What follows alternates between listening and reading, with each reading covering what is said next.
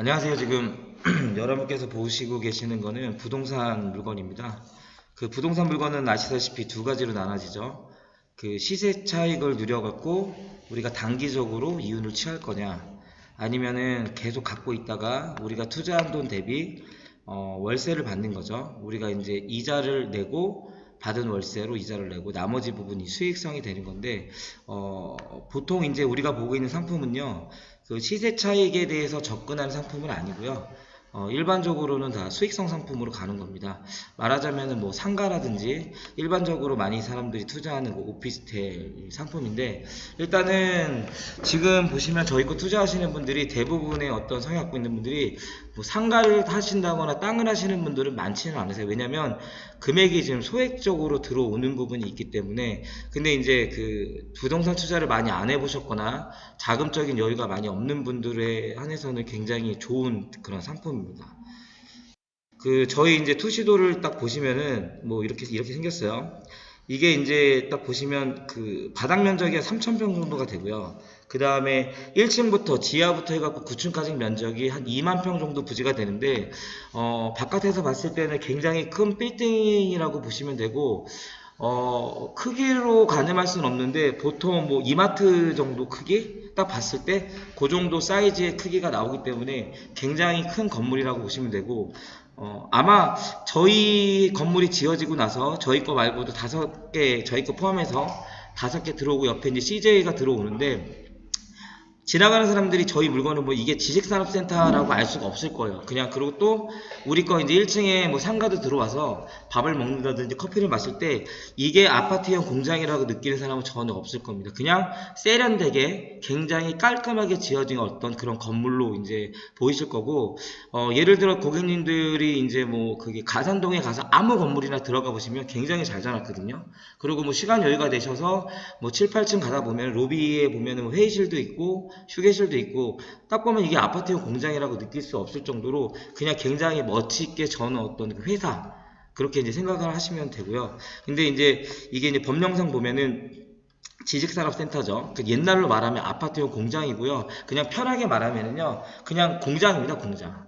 공장. 근데 이제 산업의 트렌드가 바뀌다 보니까 공장보다는 오피스 안에서, 예를 들면 NC소프트라든지 아니면은 뭐 그 넥슨 같은 경우에 이제 그 소프트웨어 개발을 하잖아요. 걔네들은 사무실이 법적 분류상은 공장으로 되어 있습니다. 하지만은 뭐 컴퓨터만 있는 걸로 이제 보시면은 이게 공장인지 외형적으로는 알아볼 수가 없는 그런 건물을 지금 이제 저희가 짓고 있는 겁니다. 짓고 있는 거고, 제가 초도에서 말씀드렸다시피 저희 거는요, 첫 번째 시각은 뭘로 넘어가야 되냐면, 일단은 수익성 상품에 대한 시각으로 먼저 바라봐야 되는 게 있어요. 그리고 지금 보는 이제 배치도를 보면요, 여기 보시면 3면이 도로입니다. 3면이 도로.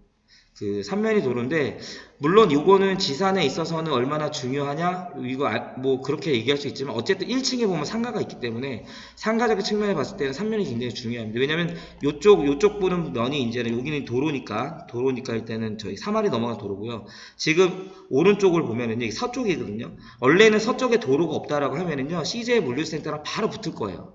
그러면 서쪽에 있는 1층에서부터 9층까지 있는 모든 그 호실은요, 창문이 있지만 밖을 내다볼 수 없는 답답함이 있을 겁니다. 근데 저희 건물은 그렇지가 않다라는 거죠. 그러니까 1면, 2면, 3면, 그 뒤에 후면까지도, 북쪽까지도 전부 다 시야를 확보할 수 있는 그런 독특한 곳에 지산이 세워지는데, 제가 알기로는 이런 식으로 3면, 그리고 4면까지도 다 뻥 뚫린 지식산업센터가 우리나라에는 그렇게 많이 존재하지 않다. 거의 없다라고 보셔도 됩니다. 그렇기 때문에 3면이 주는 어떤 이런 그 개방성은요, 전체적인 건물의 어떤 그 가치를 평가받을 때 있어서는 되게 중요합니다. 예를 들면 우리가 이제 여기 서쪽이라든지 남쪽을 구매하시는 분들은 뭐 이렇게 동쪽이, 여기가 동쪽입니다. 동쪽이 막혀 있다고 해갖고 영향은 안 받겠죠. 하지만 전체적인 건물의 땅값만 놓고 봤을 때는 분명히 영향이 있으니까 굉장히 좋은 물건이라고 보시면 돼요. 그리고 이제 을 넘기면은, 뭐 여기는 뭐 바로 뭐 한강이 보이지는 않습니다. 조교암도에 보면 멀리 한강이 있지만, 저희는 여기 보이는 이제 북한산이 보이죠. 뭐 삼각산이라고 하는데요. 북한산이 멋있는 건 뭐냐면, 뭐 높이 때문에 그런 게 아니라 맨 마지막에 인수봉이라든지 그 배군대가 돌산으로 되어 있다라는 거예요. 굉장히 색깔이 이쁘죠. 그때 조화로운 어떤 그런 산이기 때문에, 그런 우리가 이제 시각적으로도 굉장히 아름다운 어떤 그런 곳에 지금 저희 건물이 들어간다는 거고. 지금 보시면은 지금 광역 위치도를 지금 보고 계시는 건데요. 요걸 보여드리는 거는요. 여기 위에가 북삼성입니다. 북삼성. 개발이 가장 마지막에 되는 데죠. 지금 고양시에서 보면. 근데 왜 여기다가 저희가 물류센터라든지 지산용지가 들어오냐면 이유는 한 가지예요. 교통이 굉장히 편리하다라는 거예요. 교통이 편리하다라고 하는 거는 우리가 외부로 나갈 때 외곽순환고속도로 타기 위해서 통일로 IC까지 10분이 안 걸려요. 제 예상으로는 한 7분이면은 이제 저희가 외곽순환도를 살 수가 있고요. 그 다음에 이제 지축역. 그러니까 저희 거를 이제 타고 오는 사람들 있잖아요. 버스를 타고 오는 사람들이 지축역에서 마을버스로 8분이 걸리고. 그 다음에 이제 여기 구파발역에서는 저희가 얼마 전에 동영상 찍은 게 있어요. 그게 딱 보니까 9분이 딱 걸리더라고요. 그러니까 신호를 다 지키고 모든 신호를 정확하게 지켰을 때 딱 9분에서 10분 내외로 저희 이제 그 현장까지 올 수가 있기 때문에 거의 이곳은 서울이다라고 봐도 그 다음에 보시면 여기 뭐 지축역에서 저희 것까지 이제 2.24km인데 지금 여기 보이시는 도로가요. 장흥 뭐 1억 넘어가는 곳인데요. 굉장히 한적합니다. 편도로 말하면은 이제 2차선이고 왕복으로 말하면 4차선인데 굉장히 넓은 도로에 저희 위치해 있습니다. 주말에는 나들이 객들 때문에 조금 정체가 있을 수 있지만 아시겠지만 저희는 요즘에 다 주일 5일 근무를 하기 때문에 업무를 보는 데 있어서는 전혀 영향이 없다라고 이제 되고 그러고 딱 보면 저희 거 바로 옆에 보면은 이제 이게 여기가 다 이제 그 산업 직접비 공장 설립에 관한 법률에서 지원 시설로 바뀌었어요. 원래 이쪽 지역이 다 이제 단독주택 용지였거든요. 근데 바로 옆에 보면 CJ가 들어옵니다. CJ가 들어간다고 하는 거는 뭐 한 가지죠. 물류센터 교통이 굉장히 편리하다라는 거예요. 물론 부지 선정하는 데 있어서도 일단은 부지가 있는데 들어가야 되겠지만 그 부지가 있다라고 했을 경우에 교통이 불편하다. CJ 물류센터가 절대 들어오지 않겠죠. 아직 예정으로 있습니다. 처음에 저희는 여기가 이제 쿠팡이 들어올 줄 알고 있었는데 최종적으로 저희가 파악한 걸로는 CJ 물류센터가 들어가는 겁니다. 근데 우리 거 들어가고요. 옆에 또 들어가고 밑에도 들어가고 여기가 한 건물에 2,500명에서 한 3,000명 정도 근무할 것으로 예상을 하는데요. 그렇게 되면은 근무 인원이 한 15,000명 정도가 되지 않을까 이렇게 조심스럽게 예상을 합니다. 이제 제가 이제 이 사업 계열을 보면서 가장 중요하게 보는 게요. 요거입니다. 연면적. 연면적이 넓이와 크기거든요. 근데 연면적을 보는 이유는 단순히 크다 작다의 문제가 아니고요. 아시겠지만 저희는 다 차를 갖고 다닐 거예요. 그리고 관련 업체에서 걸어오지 않겠죠. 차를 갖고 옵니다. 보통 어느 날 많이 방문을 하냐면 보통 월요일 날 이제 방문을 좀 많이 하실 거예요. 근데 월요일 날 뭐 회의 차량들, 영업사원 차량들, 그 다음에 관련 업체 차량들이 만약에 꼬이게 되면은요. 주차 구역 있잖아요. 주차 구역 외에 차를 댈 수 있는 모든 곳에 차를 대게 돼요. 그렇기 때문에 그때 이제 필요한 게 연면적이에요. 주차 구역 있는 거 그 외에. 이거는 지산에서 근무해 보신 사람들이라고 하면은요, 아실 거예요. 근데 저는 지산에서 한 10년 정도 근무를 했었어요. 가산동이랑, 그 다음에 코오롱 디지털 타워라 해서 선유도에 있는 근무를 했는데, 연면적이 굉장히 중요합니다. 이거는 뭐 여러 가지 요소가 있지만 제가 핵심적으로 보는 거는 주차 라인 때문에 그렇습니다. 그리고 저희께 보면은요, 드라이브인 시스템, 모든 부동산은요, 수요와 공급이 가장 중요합니다. 수요와 공급. 그러면 보시면 안양 같은 데 보시고요. 성남 같은 데 보시면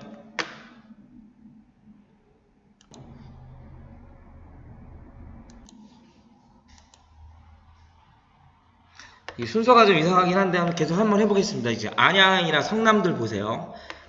안양이나 성남은요, 지산이랑 기업체수랑 동일합니다. 바람직한 거죠. 원래 이게 맞습니다. 광명도 마찬가지고요. 모든 기업들은요, 일반 건물에 들어가려고 하지 않아요. 지식산업센터가 있다면요, 다 글로 들어갑니다. 하남도 보시면요, 모든 기업은 다 지산에 들어가 있죠. 근데 수원도 그러고요, 김포도 그러고요, 고양도 보면은요, 부족합니다. 그러니까 지산이 없기 때문에 이 기업체들이요, 여기까지 지산이 차야지만 다 들어가는데 안 들어가요. 왜냐면 고양시 같은 경우는 이미 과밀 억제 권역이에요. 과밀 억제 권역. 과밀 억제 권역은 뭐냐면 더 이상의 인구 유입을 막기 위해서 뭐 여러 가지 건물들, 뭐 공공청사라든지 아니면 학교라든지 대학교라든지 아니면 요런 공장 아니 기업체들이 들어오는 것 전체적으로 막아버리는 겁니다. 규제가 있다라는 얘기죠. 그렇기 때문에 이런 규제가 있는 곳에 지식산업센터가 열린다? 실질적으로 열리기가 굉장히 어려운 상태인데요. 이게 열리게 되면 여기 있는 모든 기업들이 이쪽으로 들어가게 됩니다. 무조건 들어갈 수밖에 없어요. 그렇기 때문에 지금 보시는 요 수익률, 이 수익률을 정확하게 이제 지켜낼 수가 있다. 여기도 보시면 여기 수익률 이것도 정확하게 이제 지켜낼 수 있다라는 거. 제가 아까도 말씀드렸죠. 그 연면적. 지금 다른 이제 인근의 현황들 보면 여기 연면적이 작아요. 드라이브 시스템이 들어가면 안 되는 곳에 지금 들어간다는 얘기죠. 굉장히 이게 좀 악재가 될 수 있습니다. 지금 요거 보시면요. 고양시의 어떤 그 100만 지자체 중 가장 낮다. 뭐 수원, 고양, 성남, 창원, 용인 가장 낮습니다. 낮은 이유가 있죠. 보시면요. 그 지방소득세가 가장 낮은 거예요. 지방소득세가. 지방소득세, 뭐 지방수입 뭐 이런 것들도 좀 낮긴 낮아요. 다른 것도 낮지만 왜냐하면 기업체 수 자체가요.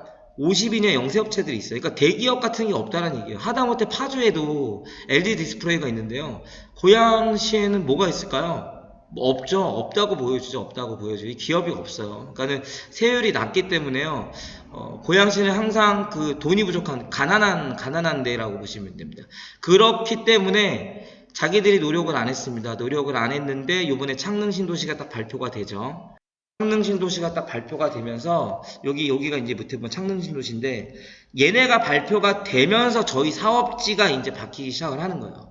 얘네가 만약에 3기 신도시가 들어오지 않았다면요 여전히 여기는 감액 억제 권역이기 때문에 공장을 얘네들이 쉽게 허락을 해주지 않아요. 왜냐면 창릉신도시가 어떤 데냐면요 보세요. 창릉신도시 130여만 평 40만의 가용률 이게 자족용지가 뭐냐면 기업들이 들어온다는 얘기예요. 기업. 그러니까는 창릉은요 38,000 가구가 들어가는 게 중요한 게 아니라요 고양시 전체적으로 봤을 때는요 기업을 유치하기 위해서 혈안이 된답니다. 왜? 세수가 부족하기 때문에. 이거는 국가적인 차원에서 밀고 있고요. 또 고양시에 대해 핵심 사업으로 지금 끌어가고 있는 부분이에요. 그러면 뭐냐 판교의 2배인데 정확하게 말하면 2.7배입니다. 규모로 봤을 때는 자정 용지가 들어가요. 이거를 여기에 이제 보면은 뭐 R&D 뭐 연구소 아니면 기업 지원 허브 기업 성장 지원 여러 가지를 그냥 LH가 지금 그 만들고 있습니다. 자족계는 특화 전략 안으로 해갖고 구체적인 계획까지 나왔어요. 이것이 되면은요 어떤 일이 벌어지냐면 그 기업들이 사옥으로 들어와요. 사옥으로 들어오는데 고객 뭐 아시겠지만 판교 아시죠? 판교에 지금 1300의 기업체가 지금 들어가 있는데 그 중에 대부분이 그 1000개가 넘는 기업이요. 자기의 본사가 들어간 거예요. 본사. 사옥이 들어간 거죠. 그럼 걔네들이 들어온다고 하면은요. 자기들 자회사도 있을 뿐만이 아니라 협력 업체들이 그 인근으로 이사 올 수밖에 없어요. 이사 올 수밖에 없다고요. 그렇기 때문에 저희 거 부지가 지금 환경평가, 교통평가를 넘어간 거죠. 이제 합격이 됐기 때문에 들어오는 겁니다. 그래서 저희가 생기는 겁니다. 그러니까 저희가 생기는 거는 그냥 고양시에서 원해서 만드는 게 아니라요. 국가적인 차원에서 3기 신도시를 만들고 나서 관련 기업 업체가 들어오는데 얘네 기업 업체가 팽팽하게 돌아가려면은 협력 업체들이 들어올 수 있는 부지를 지금 선정을 한 겁니다. 그게 저희께 들어가는 거예요. 그러니까 저희는 어떻게 보면 지산이 일반적인 어떤 시행사에 의해서 시행사가 돈을 벌려고 먼저 그 땅을 부지를 매입하고 지어야 되는데 그게 아니라 이거는 이제 국가적인 차원에서 필요했기 때문에 저희 쪽에 들어오는 겁니다. 그러니까 다릅니다. 일반적인 어떤 상품이랑은 좀 다른 상품. 여기 보시면은 수도권 3기 신도시 조기 분양 내년 9천 가구 지금 정권 자체가 바뀌었죠. 정권은 바뀐 게 아니라 일단 의석수 자체가 바뀌었죠. 얘네들이 예전에 야당에서도 일부에서는 3기 신도시 반대해야 되는데 왜냐면 운정 때문에 일산 때문에 망한다고. 근데 중요한 거는 나라 발전이 되게 중요한 거죠. 이게 무슨 문정이나 얘네들도 중요하지만 전체적으로 봤을 때는 국익이 가장 중요하죠. 거기에 이제 3기 신도시를 만드는데 그걸 하지 말라 그래요. 지역에만 너무 자기 것만 밖으로 싸움하려고 하는 찰나인데 지금 이제 우리 국회의원 선거 때 뭐 다 바뀌었죠. 지금 정권이 이제 다 그 여당 쪽으로 이제 갔기 때문에 얘네들이 지금 처음으로 내년에 9천 가구로 사전 받는다는 얘기예요. 물론 가구 수로 따지면 몇 가구 안 되는 거예요. 근데 의지를 보여주는 거예요. 의지를 보여주는 거고 그 의지를 보여주는 어떤 그런 상황에서 일단은 창릉 신도시가 좀 빠르게 진행될 것 같고요. 거기에 이제 사옥이라든지 이게 들어오게 되면은 저희 거는 어마어마하게 이제 가격이 상승할 수밖에 없다라는 거고 저희 거 보시면 보세요. 여기 자원시설이죠. 원래는 똑같은 단독 주택 용지였어요.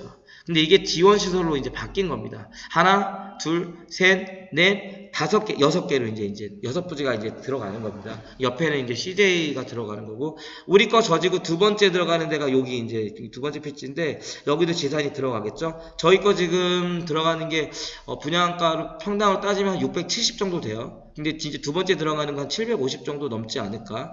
얘네가 750에 나오게 되면 어떻게 되겠어요? 저희 거에 대한 분양가를 이제 견인을 하게 되는 거죠.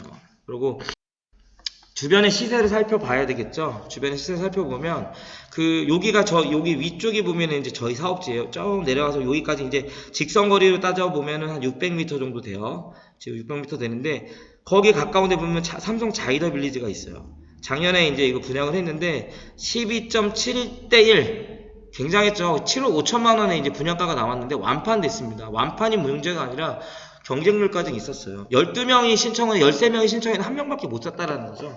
굉장히 비싼 거죠. 어떻게 보면 7억 5천 어떻게 산속이잖아요. 근데 얘네들이 들어온 게 서울이랑 굉장히 가깝고요. 실질적으로 지춘역에서 자기 집까지 마을버스 타도 한 7, 8분밖에 안 걸린다는 얘기예요. 그리고 차로 이동하게 된다고 했을 경우에 외곽을 타고 오면 고양 IC에서 나오면 거의 10분 안에 자기 집까지 주차를 할 수가 있고요. 그 다음에 구파발에서만 출발한다 하더라도 10분 내외로 자기 집에 올 수 있기 때문에 거의 서울이라고 볼 수 있죠. 그리고 이제 우민 아페아도도 마찬가지고 높은 분양가로 지금 할 거고, 여기 밑에 보시면 센트럴 프로지오 있죠. 여러분들 호갱 노노라는 프로그램 가갖고 당장 이거 한번 프로그램 쳐보세요. 지금 여기 매물이 얼마 나와 있는지. 지금 제가 지금 이거 만든 거는요, 이거는 네이버 기준으로 만들었어요. 근데 네이버는 이제 매물을 내놓은 건데, 지금 호갱노노는 실제 거래가가 나옵니다. 한번 살펴보시면, 이 지축의 땅값이 얼마나 올랐는지를 경험하시게 될 거예요. 왜 제가 이런 얘기를 하냐면, 앞서 얘기했듯이, 우리 거 상품은요, 시세 차익으로 먼저 접근한 상품이 아니에요. 첫 번째는 무조건 접근해야 되는 거는 뭐냐면 수익성으로 가야 돼요. 내가 투자한 돈을 벌 수 있냐 없냐, 이거는 정확하게 수요 분석만 하면 돼요. 지산이 짓는데 지산에 들어올 수 있는 기업이 얼마나 놀고 있는, 지산에 들어와 있지 않은 기업들, 일반 프라자산가에 들어가 있는 기업들이 얼마나 많이 들어오느냐가 가장 중요하기 때문에 그 수요 조사는 아무도 의심하지 않습니다. 근데 이제 여기서 부동산적인 요소를 감안해서 우리 게 얼마나 올라가냐 올라가지 않느냐는 또 다른 문제예요. 다른 문제. 그래서 우리 거는 지금 670만 원이죠. 삼성 테크노밸리 같은 경우는 지금 911만 원이거든요. 근데 요것도 올랐습니다. 971만 원으로 올랐더라고요. 제가 최근에 살펴보니까 시세 차익이 어림잡아 240만 원인데요. 우리 거 이제 그 전용 20평 구매하면 40평을 사는 거잖아요. 이게 평당 단가가 이제 그 계약 면적으로 해서 따지게 되는데 9,600만 원이 올라가고, 이거는요 꿈이 아닙니다. 현실이에요. 현실. 무조건 올라갈 수밖에 없는. 그렇기 때문에 우리 거를 사게 되면 두 마리의 토끼를 다 잡는다는 거예요. 여러분이 팔지 않다 하더라도 안정적인 수익을 낼 수 있고요. 여러분들이 판다 하더라도 이거는 시세 차익으로 갈 수가 있는 상품이에요. 그리고 이제 부동산 규제 대회에 대한 수익성 상품, 오피스텔 불가, 여기 일단 요거 취득세 50%, 재산세 5년과 37.5% 감면을 받습니다. 이거는 이제 들어온 기업체들이 받죠. 근데 우리 거 물건을 사면은요, 언제까지 갖고 있냐? 일단은 등기 치기 전까지는 내가 팔 건지 안 팔 건지 결정하는데, 우리 거를 우리가 팔려고 해서 사는 사람 있잖아요. 사는 사람이 기업이라면요, 요거 때문에 들어옵니다. 요거 때문에. 우리한테는 혜택을 주지 않지만 우리가 요것 때문에 우리 물건을 전매로 팔 수 있는 여력이 생기게 되는 거예요. 우리가 비싸지가 않기 때문에 그래요. 왜냐하면 670인데요. 100만 원을 온다 해도 770만 원이요. 그래도 여전히 합당한 가격입니다. 100만 원이 올랐다. 우리 거 사면 얼마를 고객님이 이득을 볼 수 있다고 생각하세요? 당장 4천만 원 손에 쥐는 거예요. 근데 내 돈 얼마 들어갔어요? 한 2,500만 원 정도 들어가죠. 엄청난 겁니다. 그리고 이제 들어오려고 하는 사람들이 이 관리비가 굉장히 쌉니다. 3,000원에서 5,000원 미만으로 이제 할 거예요. 오피스텔보다 굉장히 싸죠. 평당 따졌을 경우에. 넘어가고, 여기 보면은 이제 대출 관련된 게 있어요. 뭐 취득세도 있지만 뭐 이게 있는데 융자 받고 하는 부분들이 있고, 요거는 여러분들이 한번 살펴보시고 두 번 넘겨. 요게 이제 금융권의 잔금대출 대출 유형인데요. 여기 보면 2.4%, 뭐 2.23%, 뭐 이게 나오죠. 2.58%. 지금 이거는 작년 기준이었어. 작년 연말 기준으로 2%대 이제 받을 수 있는데요. 지금 현재 기준금리 내려가는 거 아시죠? 오늘 기준으로 얼마일까요? 0.75인데 이 0.7, 0.5로 내려가려고 하는 움직임이 있죠. 지금 한국은행이 지금 내리려고 합니다. 왜냐면 경기가 너무 안 좋죠. 이게 내려가게 되면 어떻게 돼요? 대출 모든 관련돼 이제 이자는 더 싸지게 됩니다. 근데 우리나라 전체적으로 봤을 땐 좋진 않아요, 사실. 이게 물가가도 이제 내려가고 뭐 이것도 내려가고 우리가 이제 없는 사람 살기 좋겠지만요, 일자리라든지 이런 것들이 굉장히 불안해진다는 거예요. 하지만 어쨌든 부동산을 투자하는 입장에 있어서 우리가 이제 부동산을 취득할 때 우리 돈을 최소화하고 지렛대의 역할을 타인의 자본을 이용하는 거죠.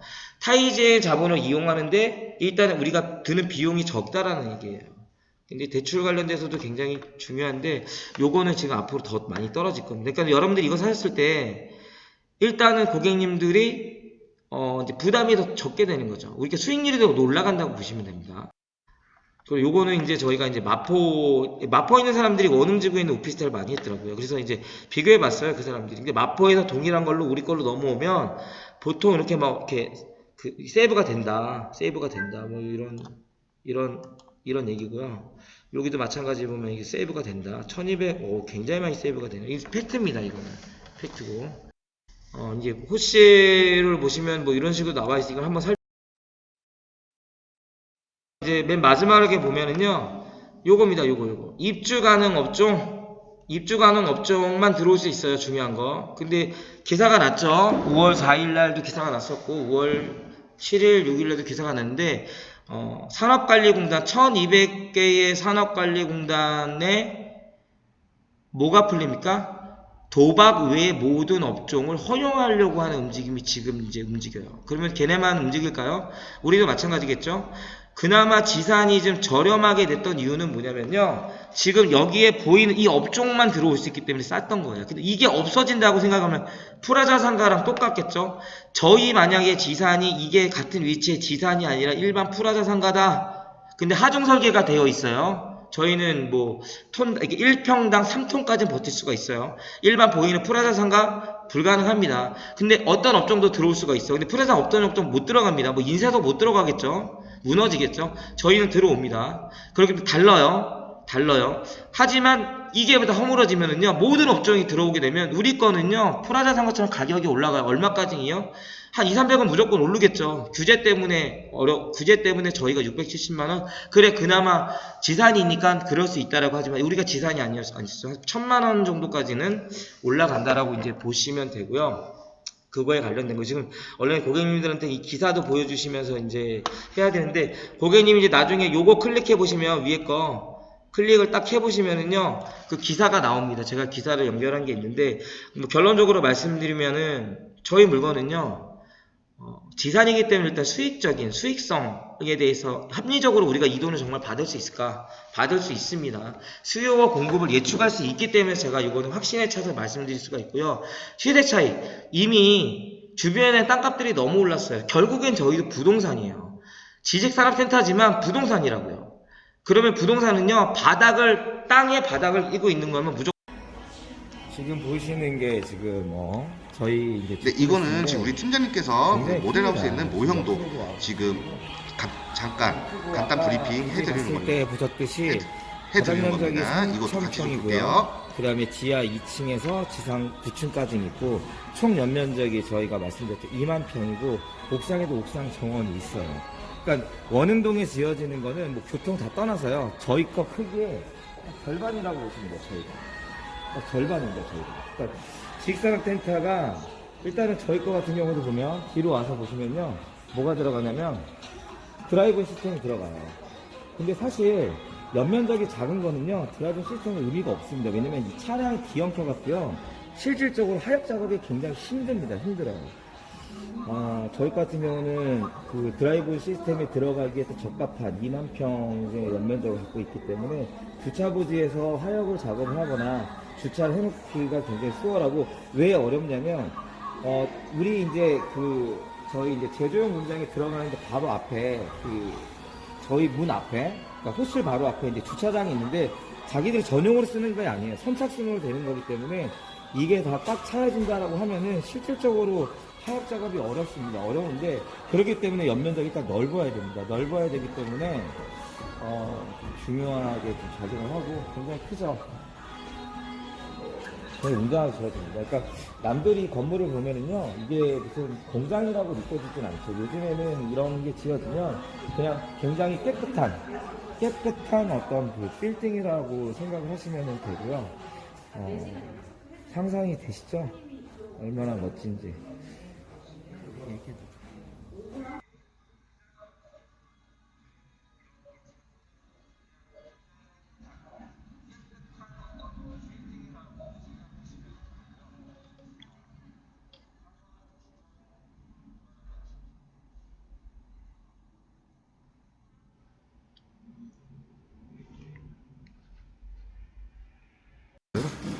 네, 지금 이 영상 같은 경우에는 지금 저희 모델하우스에 있는 유니크 영상이고요.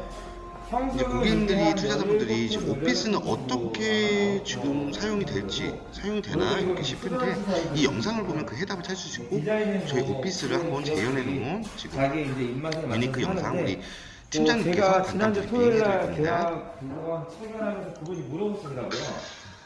오피스가 좋냐? 아니면 제조용 공장이 좋냐? 지금 대부분의 사람들이 제조용 공장에만 좀 집중을 하고 있는데요. 잘못된 생각이에요. 이게 언젠가 뭐 관심이 있어서 저한테 브리핑을 듣게 되시면 제조용 공장보다는 이 지금 이제 앞으로 산업의 트렌드가 바뀌고 있는 거를 가능하면요, 오피스에 집중이 더 많이 될 겁니다. 지금 가산동이 현대퍼블릭이라고 하는 거가 지금 짓고 있는데, 연면적으로 말하면 10만 평이거든요. 10만 평? 굉장히 큰 데인데, 거기 제조용 공장 자체가 없습니다. 전체가 다 오피스로만 가는 거예요. 왜 그러냐면, 그 현대라고 하는 그 정보력을 갖고 있는 아이들이 앞으로의 산업의 트렌드는 더 이상 이게 제조용은 이제 많이 사장이 된다고 생각하시면 되고, 아시겠지만 판교 테크노밸리를 놓고 보더라도 1,300개 기업이 들어가 있죠. 대부분 다 이런 오피스입니다. 오피스예요. 그러니까 제조용 공장이 거의 없다고 보시면 되고, 그랬을 경우에 우리 걸 선택할 때 굉장히 좀 이렇게 예, 시스템 에어컨. 오피스를 할 건지 아니면은 제조용. 근데 저한테 개인적으로 만약에 문의를 하시면요, 저는 약간 51%, 52%는 이 오피스를 선택하는 게 오피스는 맞다. 이렇게 고양 쓰여질 예정이에요. 제조용 공장은 기업인들이 들어오면. 없죠. 지식산 상태가 거의 없었기 때문에. 여기에 수전 시설이 이쪽에 위치되어 있는 거고요. 수전 시설. 특성만 놓고 보면요, 제조용 공장도 나쁘진 않습니다. 근데 우리가 이거를 몇 년 정도를 갖고 있을 거냐? 그러니까 지어지고 나서 한 6년 정도 만약 갖고 있다라고 했을 경우에 이제 얼마가 오르냐? 그거 뭐 매매할 때 이제 그 양도세를 내야 되고 하는데, 한 10년 정도가 앞으로 지나게 되면요, 제조용 공장보다는 이 지금 오피스가 훨씬 더 여기까지 보겠습니다. 가격적인 면에서